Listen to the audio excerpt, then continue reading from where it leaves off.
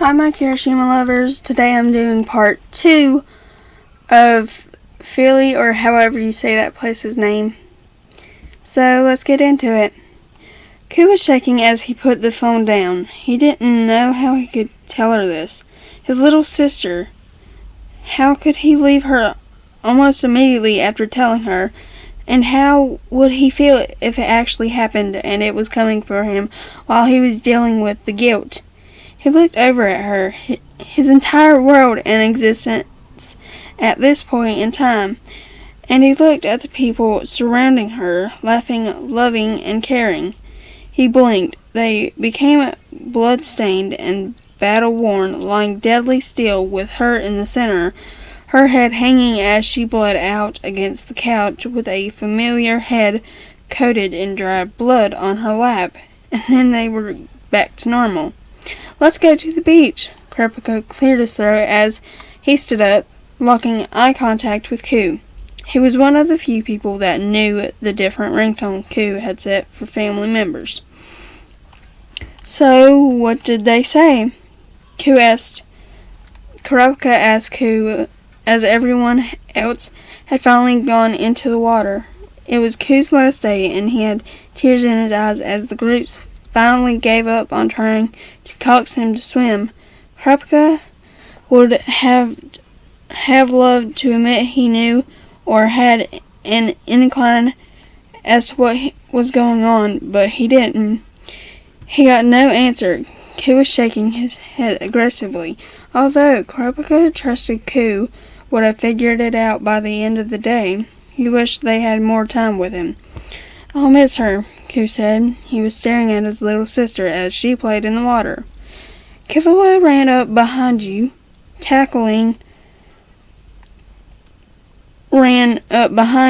and tackled you into a wave as you screamed in protest." He tensed immediately, his eyes wide and searching. "She'll be fine. She's with us." Kurapika put his hand on Ku's shoulder. He guessed Ku was going to find it hard to leave her since he was the only one who stayed with her in the family. Ku shook his head. He packed up his things and brought them back to the hotel. Kurapika left him to it, assuming he was going to pack early so he could enjoy the rest of the day before he got the blimp. It took a while for the gang to notice he had gone, but they decided to spend as much time on the beach as possible. Sorry, I skipped a line. They were going to be leaving in 2 days, however, it wasn't giving the best weather, and Gon was begging they checked out a fun fair with giant roller coasters they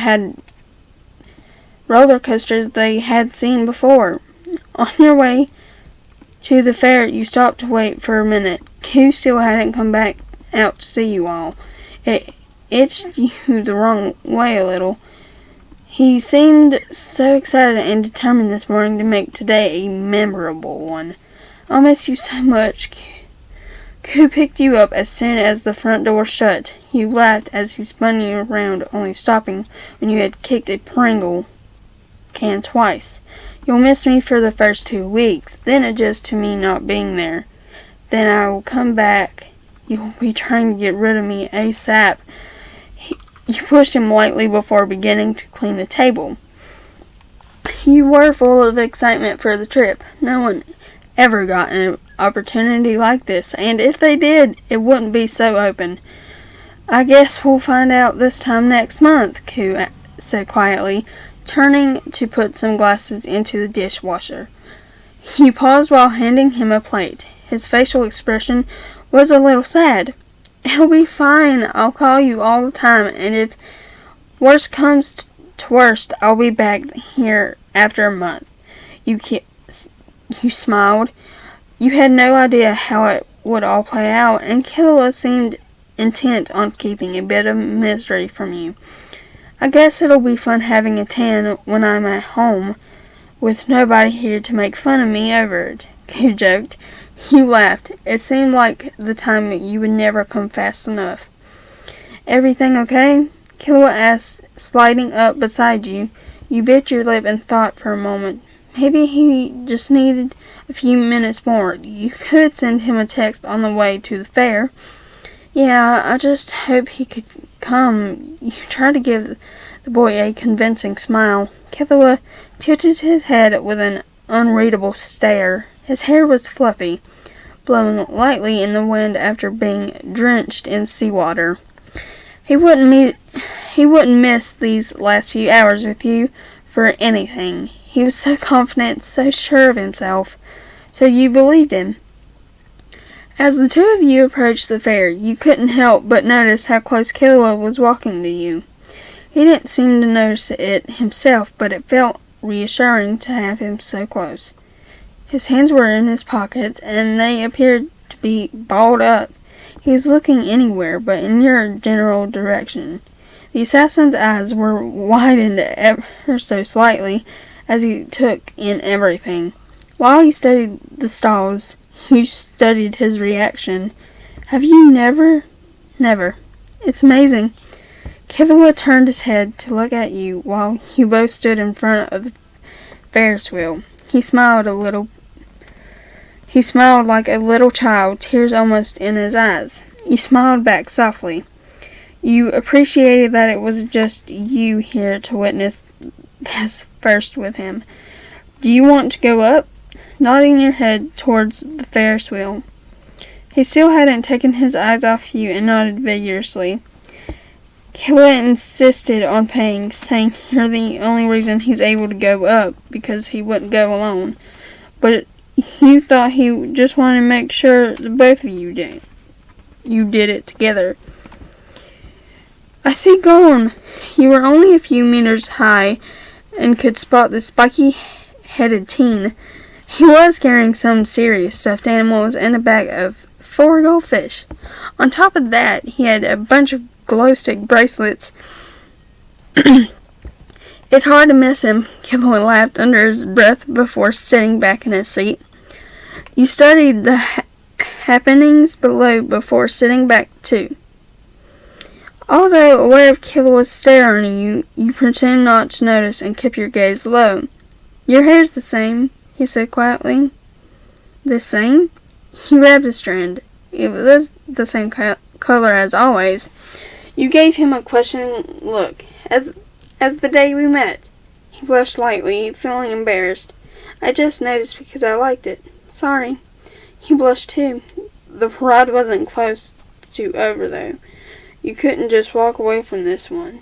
After glancing around for a few seconds, you combed your fingers through your hair.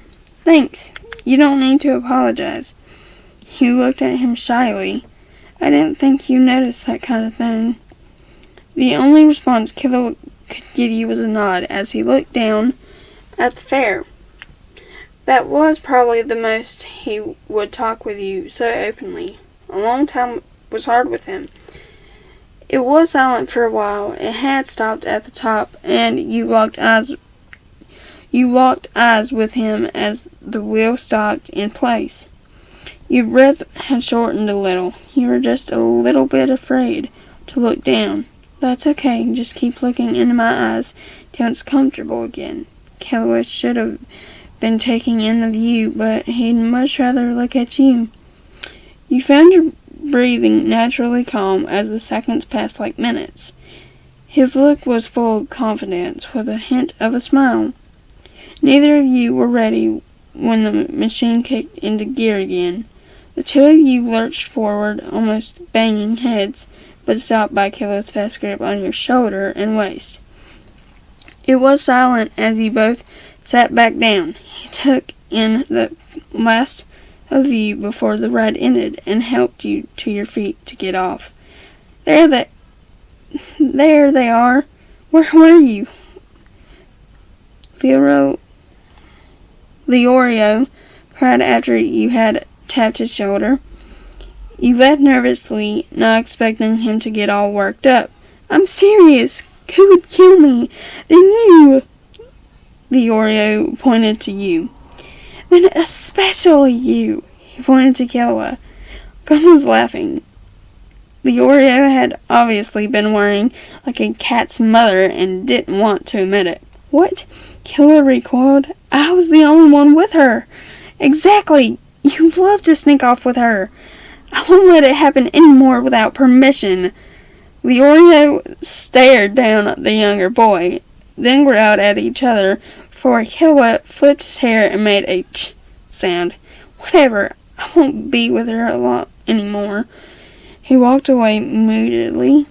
You stared after him, confused. First, what had he meant by that? And second, why did he take it so personally? Leorio seemed to rile up, yet Kurapika placed a hand on his shoulder to calm him down. Gon started after Killua, knowing you would feel too awkward to do so. He left some of his prizes with you. I'll talk to him. Gon went off. When he was out of sight, Kurapika opened a large bin with a deadpan face. He gave you a wordless look.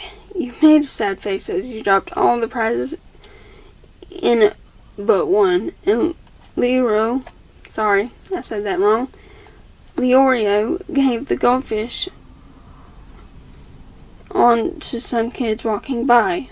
While they were gone, 3 of you were silent. Each of you had different things on your minds, and Leorio was the easiest to read.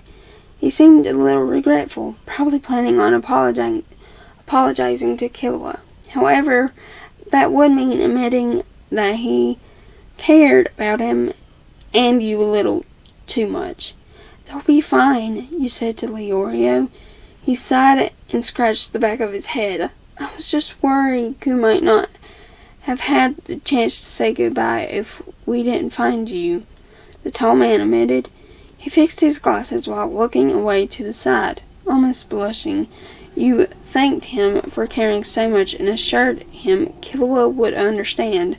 You turned to look at Kurapika, but he suddenly pulled his phone out. Let's go back and get Ku. I'll text those two. Kurapika had started towards the exit before he had even finished talking. Leorio hesitated before following, and you tried to find any sign of the 2 boys in the crowd before you left too. When you had reached the apartment, the lights were all off. Leorio entered first, searching the wall for a switch. Kurapika was emitting serious amounts of concern as the silence was so present you could almost hear each other's heartbeats. Ku, you called, stepping forward. Had he missed his blimp, left already?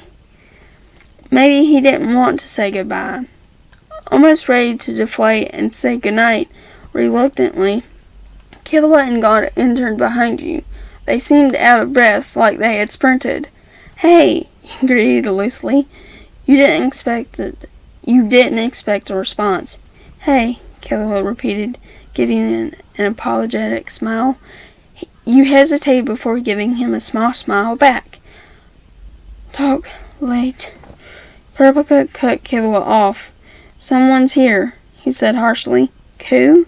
Gon asked before anyone could answer.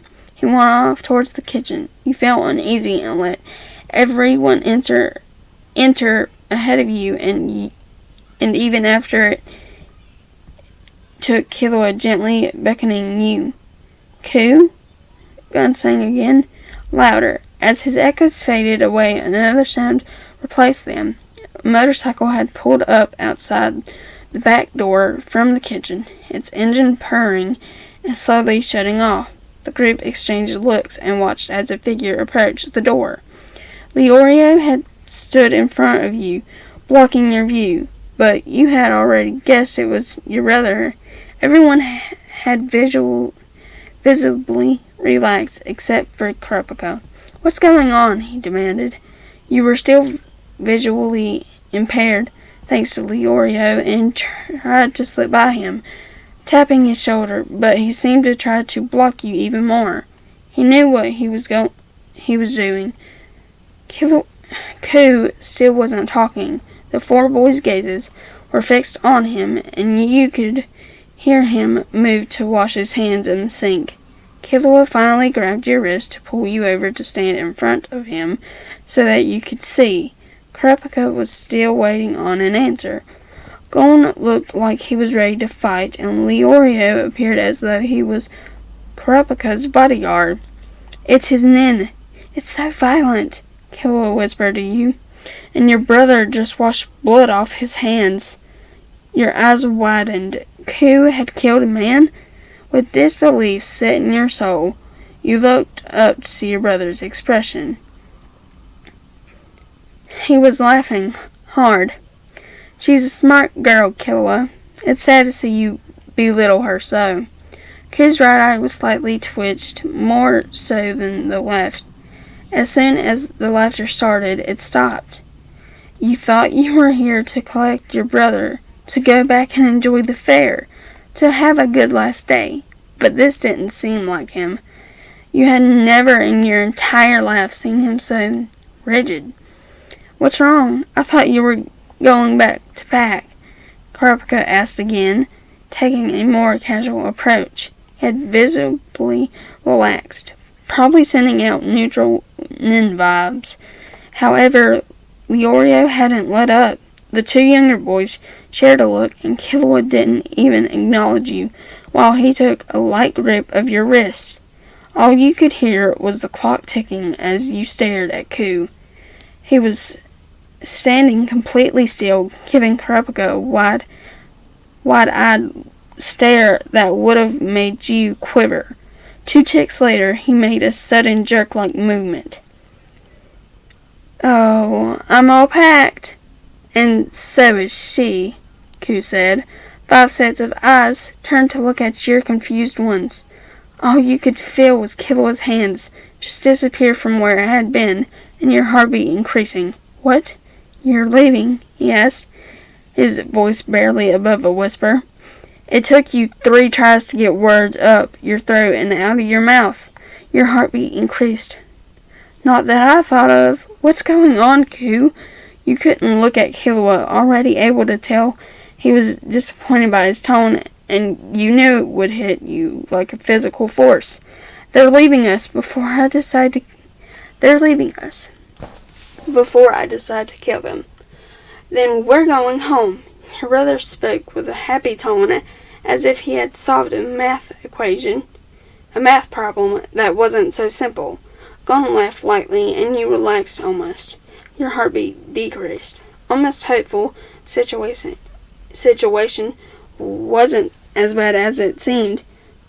Almost hopeful he was joking, and everyone was in on it. "You'll hurt her," Ku's voice wavered. Everyone was looking anywhere but where they should have. He stared down at his hands, holding the same towel he had been approximately 8 minutes ago. It had streaks of red all over it. "I want you to leave us. Then we're getting a blimp home." His shaking gaze turned to set on you as he tried to send a genuine smile. "You and me. Just you and me. And then Mom and Dad." He held out a hand to you. Placing a hand on the counter, the group exchanged looks. Gon stepped forward, reaching to Ku's shoulder, and began to say with a small laugh, "Ku, it's just... I said leave!" Ku shouted, cutting Gon off mid-sentence with a look that could kill and probably had killed. Now, without a body between the two of you, Ku reached forward and yanked you behind him. He didn't let go despite your struggling, and the grip on your wrist was already so tight it hurt. He glared down at the floor like he didn't want to be here, forcing his situation. "Did you kill someone, Ku?" you asked, trying to piece together everything. He stared them all down like a dog protecting his territory. All you could see was Killua off to the side of the group, staring at the painful grip Ku had on you. "I'm not the murderers here." Your brother spat almost too quickly, barely understandable. His stare fixated on the gang. There was something they'd never seen before in Ku's eyes. It was beyond human comprehension and fear. He gave them all a stare that made 5 minutes feel like 5 hours. Kurapika knew what he had to do. He stepped forward, hands up, where the man could see them. His brow was wet with sweat as he thought over the situation. What was said on the phone? There were immediate fixed reactions. You're being confused. Q had been on the phone today?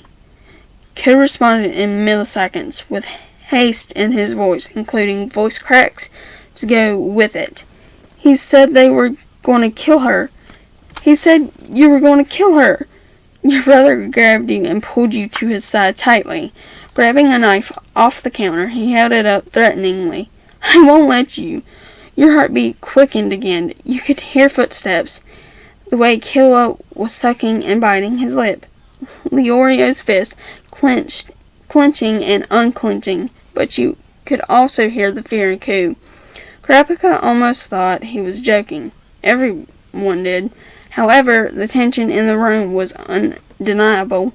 All of the hunters opposite you had taken a step back into a fighting stance since he drew the knife. You felt sick to your stomach. This isn't right, Ku, you began. He didn't acknowledge you. They're my friends, yours too. Is this because we're taking her away for a while? Gon asked, but everyone knew deep down it wasn't that simple. Rain began to thunder down, smashing against the house and filling the silence rather than the drain. No, Kurapika answered. Why would we try to harm her? Footsteps could be heard outside the windows again. Ku laughed. Sorry. Ku laughed. Sorry, I lost my spot. Sorry, I'm stuttering a lot, and I had lost my place. Footsteps could be heard outside the windows again. Ku laughed maniacally. I'm going to say that since the other word's hard for me to pronounce. Making you wince. You couldn't look at him, and Killua couldn't look away from him. Silver was just waiting for any sign of danger to snatch you away. Look at us all. It's too easy for you. Ku was getting quieter the more he spoke. His wide, unblinking eyes were focused on nothing. Nothing at all. However, his mind could not unfocus. You gained our trust, he said, as it's so now you can just kill her any time you want as soon as I'm gone. Leorio made a noise of obvious disagreement. We wouldn't hurt Lion. Killua stood up straighter. He was almost hurt by the level of sudden distrust, and pleading in your eyes made him feel awful. Ku, whoever said that is trying to manipulate you. Kurapika stepped forward with hopes of Ku lowering the knife. His hopes were set too high.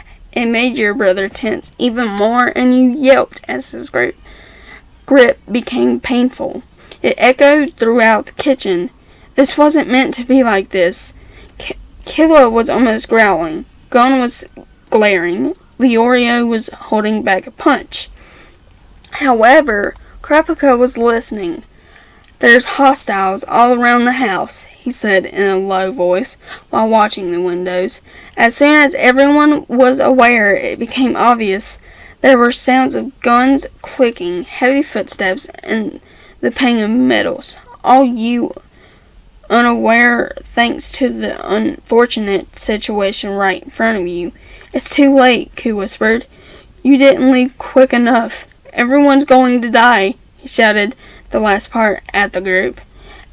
Everyone stepped back into a circle, Killua's eyes trained on you. It's too late, your brother's voice broke as he screamed. No one saw it coming, Ku turned to you, pulling you down onto your knees with him. He gave you a wide smile as he lifted his heavy hand to match his heavy heart. Promise you'll follow me, he whispered.